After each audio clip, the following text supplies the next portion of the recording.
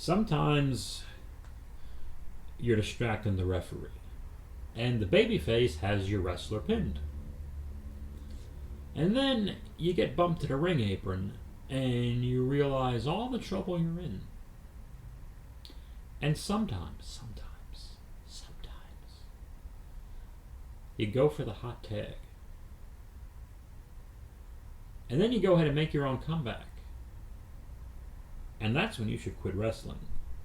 And you're better off rolling in thumbtacks.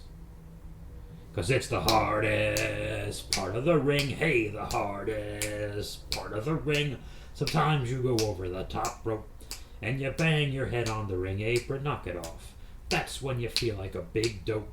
They're the worst bumps you can be taking. Oh, it's the hardest part of the ring. Hey, the hardest part of the ring. Now double claps. Here we go, Bob Squad. It's the very late Monday Night Raw Hulu edition of the hardest part of the ring. Not limited enough commercial interruption. On the hardest part of the ring. The hardest part of the ring. Ba-da-ba-da. Whoa. Hey, what is going on, Bob Squad? What do you say? What do you know? How's tricks? How's the kids? Some weather we're having. I'll be here all week. Tip the veal and try the waitress. It is the Monday Night Raw, December 10th, Hulu edition of the hardest part of the ring. Why are we so late? Well, this is a very, very busy month at work because of end-of-year deadlines and blah, blah, blah, blah, blah. And last night, my Wednesday night, where I would have definitely had this done normally, I had a comedy show. I did stand-up comedy for the first time in like 6-7 weeks, I think, since my double hernia surgery. Since the hernia robots carved me up from asshole to appetite, as they say. So I had to go do that. And I ended up, of course, I headlined and I did, everyone's doing 10 or 12 minutes. I went on last and had to do I was required to do a lot of time. I did like 27, 28 minutes, which was great. I didn't know I could. I thought I had 25 in me and was able to keep them going. It was an outdoor show and it is cold. And I know that the mid-50s doesn't sound like cold to you guys. I understand that.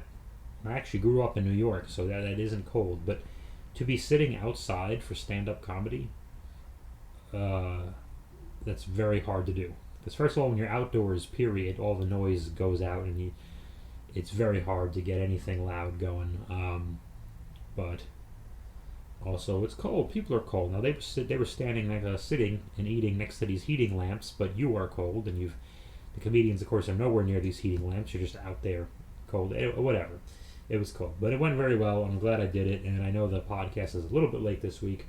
But I do have a lot of stuff to fun box before we do the Christmas fun wrapping, which I'm going to film Christmas morning. So you guys will probably see that Christmas night, the day after Christmas, something like that.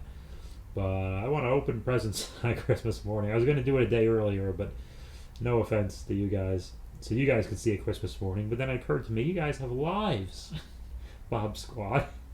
You're not going to be watching toy YouTube shit on Christmas morning anyway. So, that'll be very fun. I got some stuff in the mail today, which I'm very excited about. I have a lot of reading to do, too. I got this wonderful comic, Megatron Origins, from Bob Squad member Boba Hicks, and he sent me an Undertaker Attitude Era and a $1 Million Man autobiography as well. Plus, I have a issue number 100 of G.I. Joe Marvel Comics I want to read as well. So I have a lot of reading to do this weekend, which is good. Which is very, very good. Instead of sitting around, watching people do live streams and take super chats. I did it. Thank you for everyone who joined my live stream over the weekend.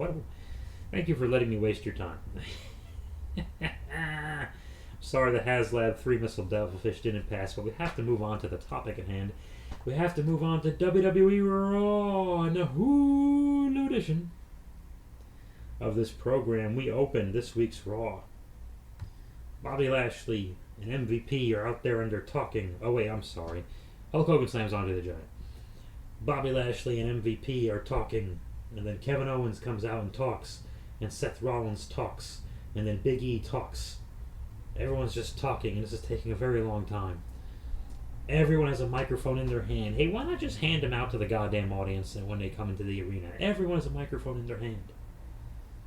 Biggie looks like he does not want to be there for the last 2-3 weeks. It is noticeable to the viewer. It is noticeable. He is miserable.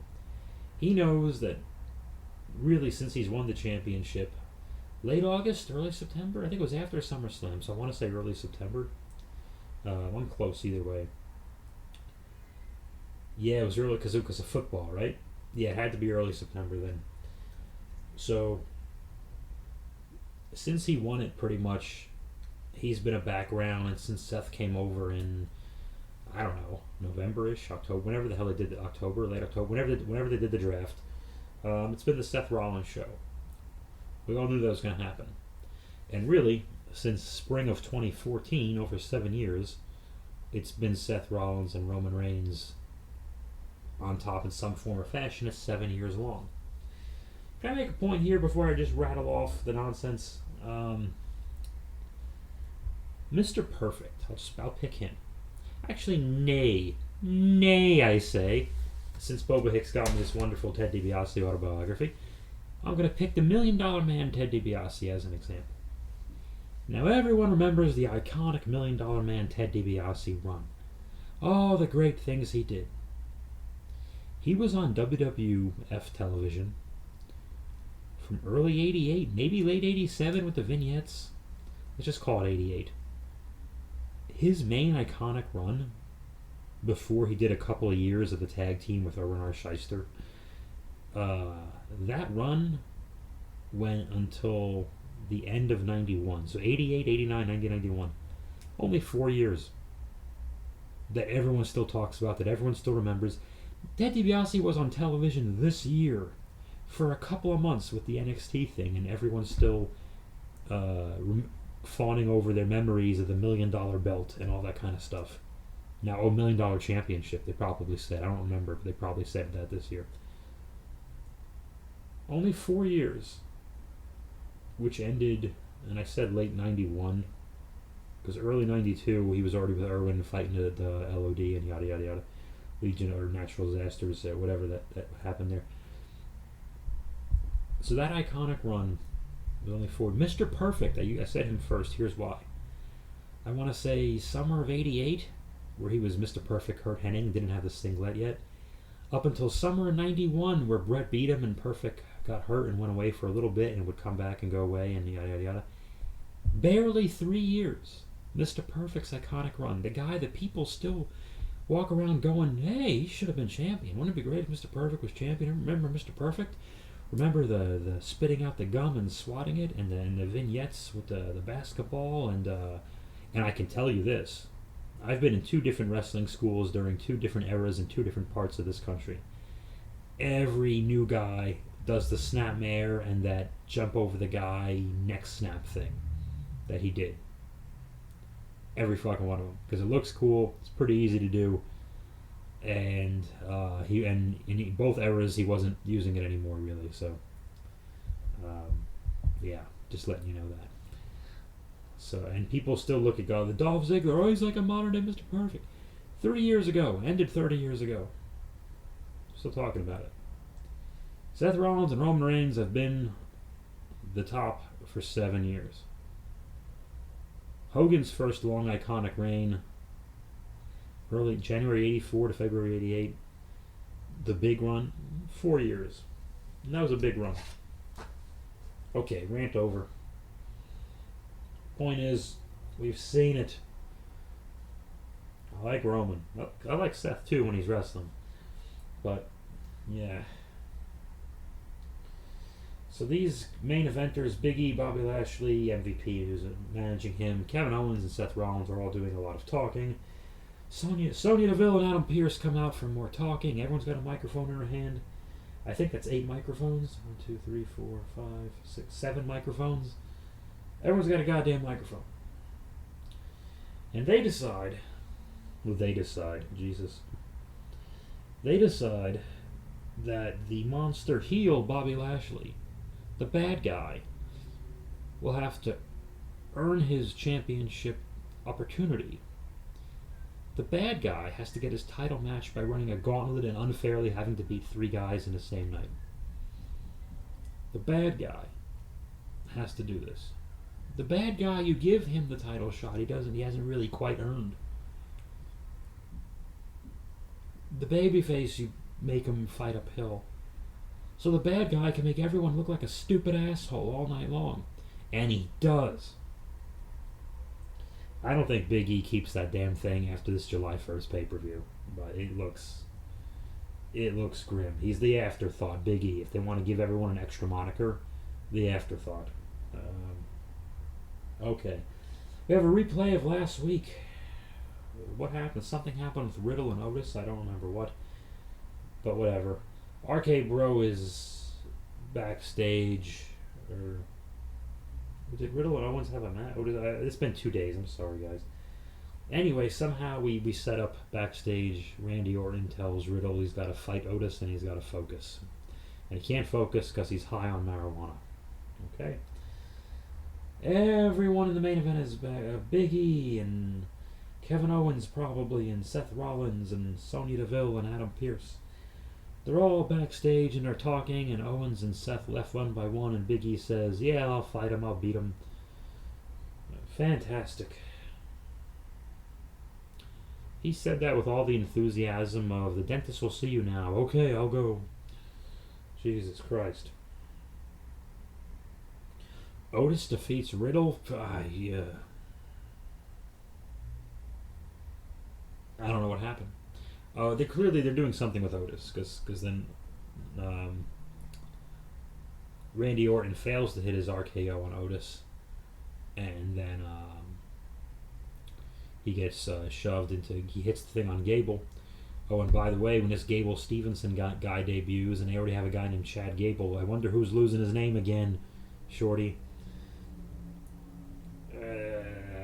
Then Orton takes one of Otis's moves or something. I don't remember. So anyway, they've got Otis pretty dominant, taking down Orton and beating Riddle. So that's interesting. Then we do the... Okay. The NIL, the NIL, the never... What the hell does this stand for? Anyway, the college kids program, where basically they're taking college athletes and they're making them become WWE wrestlers if they want to or not. I don't know why. No consideration to if any of these people are fans of wrestling or want to be WWE superstars. And we go through the list, and on the list there's 2 hot blonde chicks that are volleyball players or something.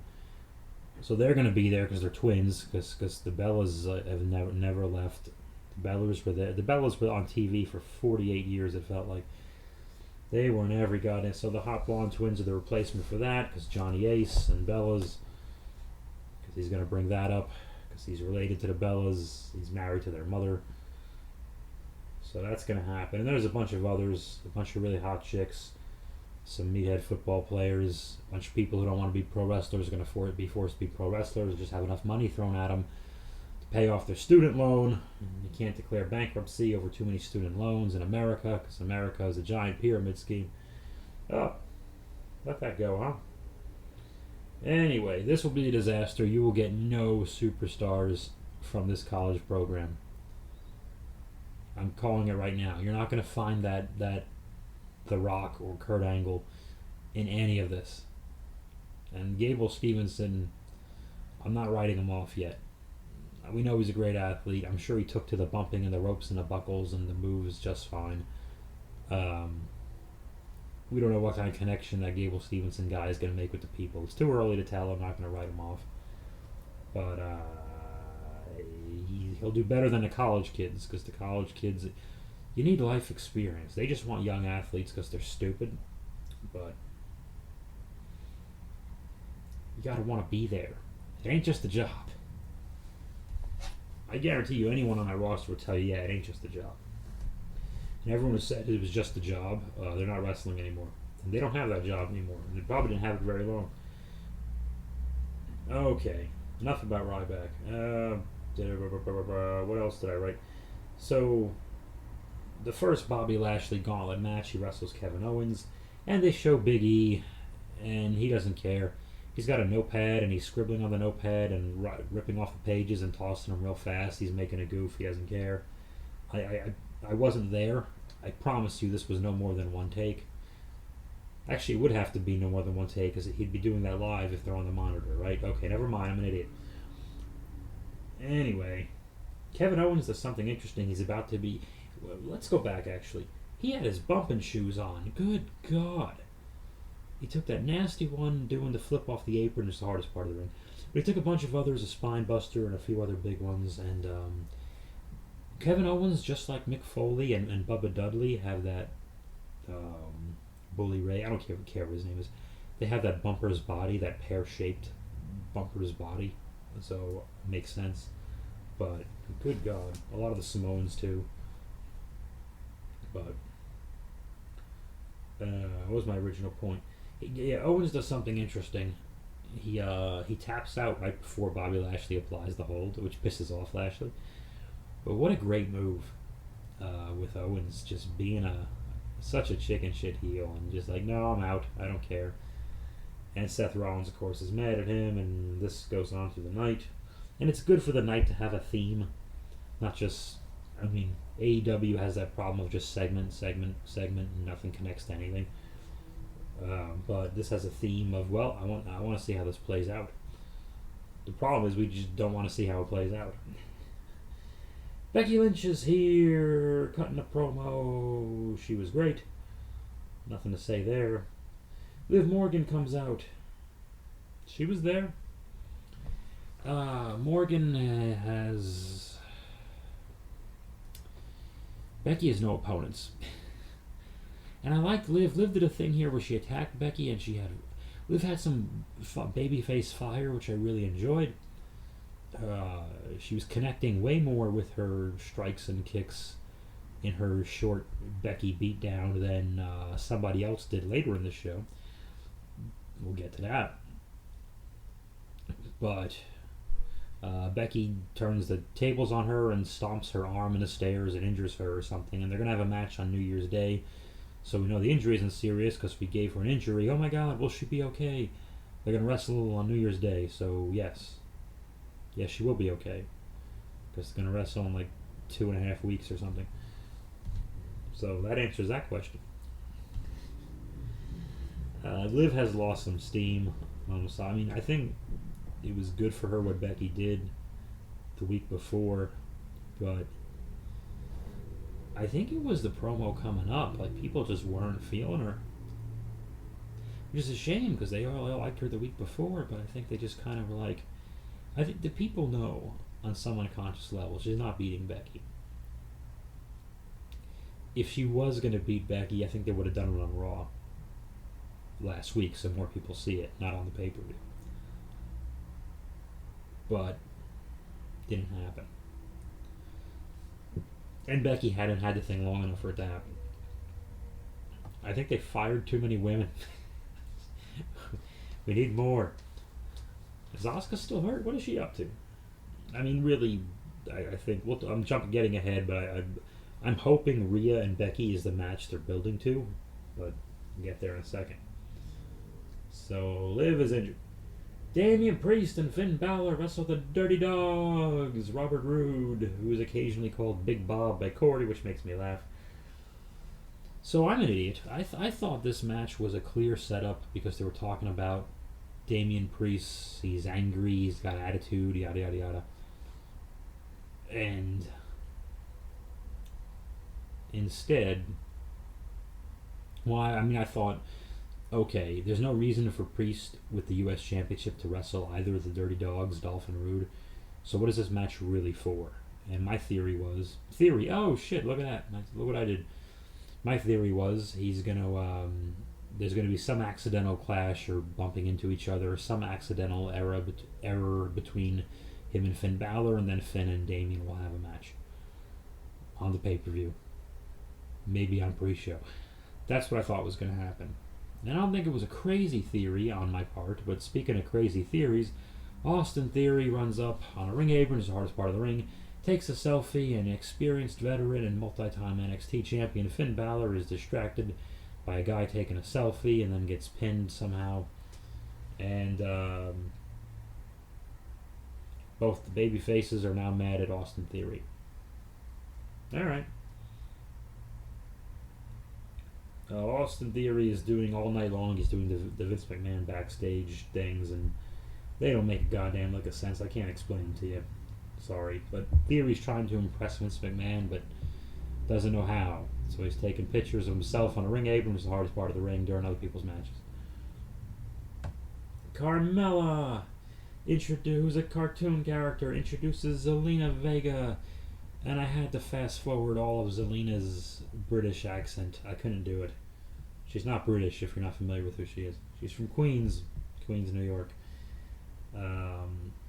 It was just too... I hate saying cringeworthy and being like a hip young guy, but yeah, I was like, ugh, this is not bearable. I can't watch this. So I fast forwarded.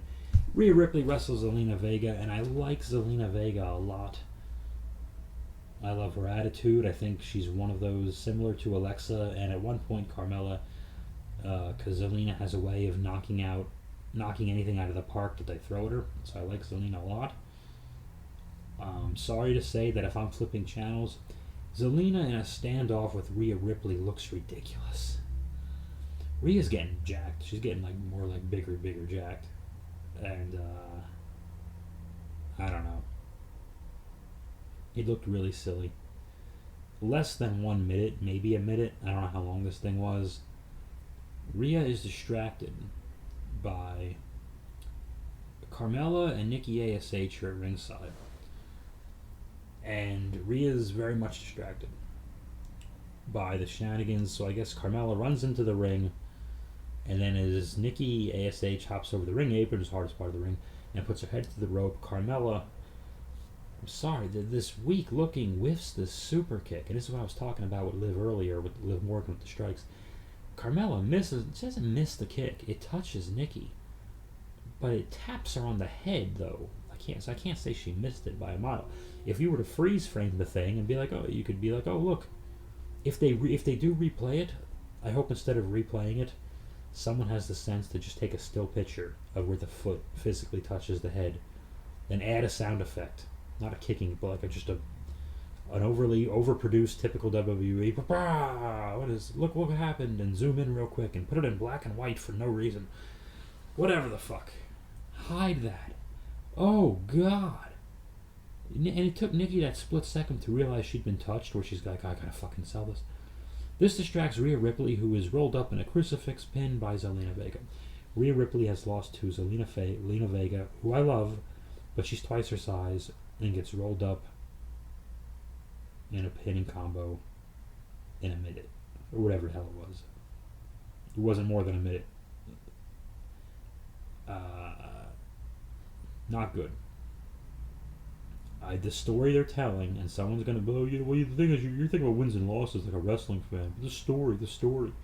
Entertainment, superstar, story. Go fuck yourself. Your baby faces look stupid. Every babyface on this show is stupid and a wimp. And that's why they stopped caring. Remember, for 2 weeks, they loved Nikki Ash. Remember how behind they were Alexa with her weird nonsense, as weird as her nonsense was, to just take Charlotte down a peg? All your baby faces are neutered and idiots. Knock it off. I think Rhea can survive a lot of it. I don't think this one thing is going to hurt her so much. As long as they just move on from it, it'll be fine. But they got to move on. I think the story they're trying to tell is that clearly Nikki was the weak link of the team, and Rhea, because she's a good person, brushed that theory off right away. But now she's getting frustrated, and Nikki's antics are frustrating her a bit. And the last thing she wants to be doing is losing matches. That is good. She's mad that she lost a match. It matters. Okay, cool. Good God, she's twice Zelina's size, and she gets rolled up in a minute. Did something else go wrong? And if it did, cancel it. Now that people got to see them. I don't know. Maybe something else went wrong, but yeah, they still have to get them on TV though. I'm hoping it wasn't the plan that they do that in a minute, and something before it just went crazy long. What about the Miz Edge thing? Did I write that down? Did that even happen yet? I don't know. Oh, that happens after the fact. Okay. Did it? I got confused. I think I jumped ahead. I'm looking at last week. That's why. I'm looking at the wrong. What happened here? Okay, I'm sorry, guys. But there is a segment here. Okay, and that happens later, but something before this might have gone wrong. Who knows? Who knows? Maybe one of the 9,000 interviews. Okie doke. Seth Rollins. I'm still talking? Oh my god, this is going to be too long. Seth Rollins is the second guy in the Bobby Lashley gauntlet bullshit thing. Ends in a DQ with Kevin Owens. LOL. He pulls that maneuver again. He starts kicking and punching Seth so that Seth wins by DQ. And now the gauntlet is over. Bobby Lashley has lost by DQ, so he doesn't get to be in a match. So Kevin Owens outsmarts them. Okay, great. But then the Commissioner General people change that anyway, and they come out and go, no, we're starting it again. And it's no DQ, and then 1 second later, Lashley spears Seth, 1, 2, 3. So then what's the point of a stipulation? What is the goddamn point of a stipulation if 1 second later the commissioners didn't like the finish, they didn't like the outcome, the finish, they didn't like the outcome, so they just said, nah, we're changing that. So why care about anything? Nothing has any rules. It's like the Marvel Universe problem. Nobody dies. Star Wars really is even worse. Nobody dies, so the death of a character means nothing. We just kind of wait. Okay? So that's worthless. So we know from the beginning Lashley's winning all 3 of these somehow. Vince McMahon is backstage with Austin Theory, and he shows him a pencil. Okay, so this is an old-timey thing, but the bookers in wrestling were always referred to as pencils. And that's when someone says that's why Vince McMahon says the most dangerous weapon in this business, he doesn't want to say wrestling, in this business is the pencil. Because what pencils have erasers. And telling a wrestler, usually a young wrestler, pencils have erasers, is like a reminder if they're complaining too much or whatever, that the booker doesn't need you. The booker can always write you out and get rid of you or whatever the hell. So a young brash wrestler or an older complaining wrestler or whatever. So anytime someone wants to take a wrestler down a peg, they always remind you, hey, pencils have erasers. Just remember that. So that's what Vince was trying to get at, which is weird that he would be so inside baseball. Cause that's an old-timey thing. You don't hear that much at all. But Vince is 1,000 and he has moments. Speaking of moments, this was one of them. Maurice and The Miz talked to Edge or something. I forget who started. Was this the one where I think Maurice started this Miz TV thing, or was that last week? I don't know if I watched it 2 or 9 days ago, which if that makes sense. Anyway, Miz and Edge are yelling at each other for a bit, and there's a little bit of shenanigans where Miz throws champagne in Edge's face. Edge goes to spear him, but Miz puts his wife in the way, and Edge stops and puts his hands out like, I do not want to spear a woman, I don't want to do that. And then Miz ducks out of the ring and chases Edge. Oh wait, no, Edge stops, and that's the distraction allows Miz to hit his finish on Edge. So to set up Miz and Edge at whatever the New Year Day paper thing. Okay, so the story here though, really, and I gotta say, I'm glad they addressed this. Of course, they took way too long to get there, and it was overproduced as all fuck. And Miz has that fake charisma that ruins the segment. But Maurice, understandably, instead of going, ha ha, we got him, realizes, the cowardly move of her husband, and she slaps them. At first, she's giving him attitude. She's not slapping him out of nowhere like a wrestling term. First, she's mad at him. She's yelling at him, and he's like, why are you mad? They're having a couples fight. It starts a little bit with a little look here, a little motion here. Like he goes to raise her hand and she pulls it away, and then And it had to escalate quickly, but most couple fights do, and they go back and forth, and then Maurice hauls off and slaps him, and she storms off. And this was smart too. I gotta give Miz walked after her instead of staying in the invisible wall of the ropes and standing in the ring. Obviously, they came to the arena together, so he's following her up the ramp, and she's like, "Don't talk to me, leave me alone," blah blah blah blah blah, with all her attitude and everything else, and her character. So yeah, that part of it was good, but now it makes Maurice versus Miz a more interesting story. I'm more interested in the outcome of that argument than I am of Miz and Edge's fake argument. So I'm more interested in to see how Miz and Maurice resolve this. They might pretend it's real on I don't know if their reality show is still on USA Network, and just the reality show might just treat that as real or whatever the hell. I don't know. And we have to talk about our argument now. And maybe that's why they did it. Maybe I made that up. I don't know. But I don't know. Wait 6 or 9 months. Maybe I'm onto something. Biggie really wants to go home. Go big or go home. Now, he'd rather go home. Biggie, he's with Seth Rollins and KO. Kevin Owens backstage, and he tells him to leave him. If Biggie and Kevin Owens and Seth Rollins are all backstage, 3 of the inevitably 4 guys who are going to be in this title match, why are they having conversations? They should be trying to kill each other the moment they see each other, or getting ready for a fight, or just bowing up and chest out for a fight. They should be confrontational the moment they see each other, because they all keep attacking each other left and right. Wouldn't you want to kill the guy for that? No. They're having conversations. They're going to fight for the championship. Bobby Lashley doesn't have conversations. Bobby Lashley, the heel, is beating all 3 tonight. Bobby Lashley and MVP are talking to a blonde lady. I don't remember what they said. Then there's a no DQ match, the main event between Big E and Bobby Lashley. What happened? There were some tables. Seth went through a table, I think. Kevin Owens went through a table because they had to interfere. MVP hits Big E in the knee with a cane, and that provides the distraction or the temporary lapse for Lashley to spear Big E, and he pins the champion 1, 2, 3, which I'm okay with. He didn't pin him clean. It's hard to do in a no DQ match. He pinned him dirty anyway, because there was someone else who wasn't involved, took an object, and blah blah blah blah.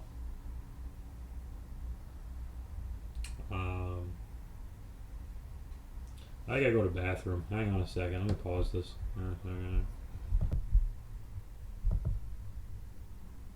And we are back. Yeah, this show made me sick to my stomach. And while I was on the toilet, I looked on the AEW YouTube, and I finally watched Hook, Taz's son, debut in AEW, to see what all the hubbub was about. All the skinny, all the scuttlebutt, all the deep dish, everybody whistling Dixie, shooting the shit, chewing the fat, waxing philosophical about the going nuts over the future of this guy. True to internet wrestling fandom form, everyone went so bananas that this guy should be champion tomorrow. He's had 1 match on TV. Excuse me. But the match was everything it should have been. He did great, first of all. He has an attitude. He has a sneer, a snarl. He's mean, he's cruel, he's confident. Taz was great on commentary. Didn't do any real gushing, this is my son, this is my son. He was really just putting over Team Taz and everything else. I don't think he literally said this is my son once, now I think about it. But, of course, Hook, rightfully so, uses Taz's old submission finish, etc., etc. Different style. I like the indifference of going to the turnbuckle and looking away to disrespect your opponent. They didn't do what AEW would usually do. Someone debuts, and they win a 50-50 match that's 20 minutes long. No, stop that. I'm glad they didn't do that. If they did that to Hook, they would have exposed him, and no one would be talking about him if he wrestled a 20-minute match. In 4 or 5, whatever minutes, he beats this Fuego del Sol guy who's experienced and athletic, but not a top guy. He's a bottom guy, and Hook has his way with him, so this way we can't wait to see what Hook does next. Can't wait to see Hook's second match, and I hope they don't have his second, third, eighth, ninth match all right away. But this was very entertaining. It was very well done. Okay, moving back on to the show. Biggie lost. And I was trying to wrap it up, and I failed. This does not make me want to see the pay-per-view. It'll be weird for WWE to have a Saturday pay-per-view, but I think it's on a Peacock. So thank God I'm not buying it. So I will cover it on the hardest part of the ring. We will cover that pay-per-view. I expect no one really, minus my main Bob squad, to click on the YouTube or Podomatic versions of this episode, because no one's talking about Raw. AEW had a huge thing, and it is 3 days late. And AEW had a huge thing. They had an hour-long match with Bryan Danielson. It's so hard not to say Daniel Bryan because I didn't follow him too closely before WWE. But Daniel Bryanson, god damn it, now I did what Danhausen does. Bryan Danielson, I'll never get this fucking guy's name right. Bryan, I can remember Bryan. Bryan and Paige had an hour-long match that was a draw, I guess. Hopefully sometime I get to see it in its entirety. I have a lot of stuff to record. I have a lot of stuff to do. I go to work, I guess. There's that. And I have another comedy show this Sunday night in North Park, in a different part of San Diego. So I'll do the very best I can to catch up on what's going on. Overall, what'd you think about Raw, Bob? They are... I got the feeling it was one of those... And this happens a lot with WWE during October, November, December. They are really in just try to get the show done mode. And specifically Monday Night Raw. The holidays have never been kind to Raw. They get a little bit of a break this year because Christmas and New Year's Day are on a Saturday. There have been years where like Christmas and New Year, Christmas would be like on a Monday or a Tuesday, really, which means Christmas Eve or Christmas is a Monday and no one's watching a damn show and they would just get slaughtered. I forget what Christmas would have been, probably a Thursday last year. Is that right? Or was it a Friday? I have no freaking idea. Don't really know. But be that as it may, I think it was a Friday actually. So they get a little bit of a break because it's still in that weird middle of the week. I know if you're like me, you hate that week between Christmas and New Year's Day because nothing really gets accomplished anyway. There's those couple of work days, but it's all, you just want the whole damn, you just wish it was like January 5th already. Like, we just get the whole goddamn thing over with. Holidays. So that'll teach me a lesson. I can't say it was a directionless show because it had a direction. Does anyone like where this direction's going? Because really, it's abundantly clear that Bobby Lashley and Seth Rollins are the only protected characters in this whole ordeal. And Biggie is the champion. And he's more of a background afterthought this week than he was last week. And this week he had a match. Oh, last week the match he was a background afterthought and he had a cage match with Kevin Owens.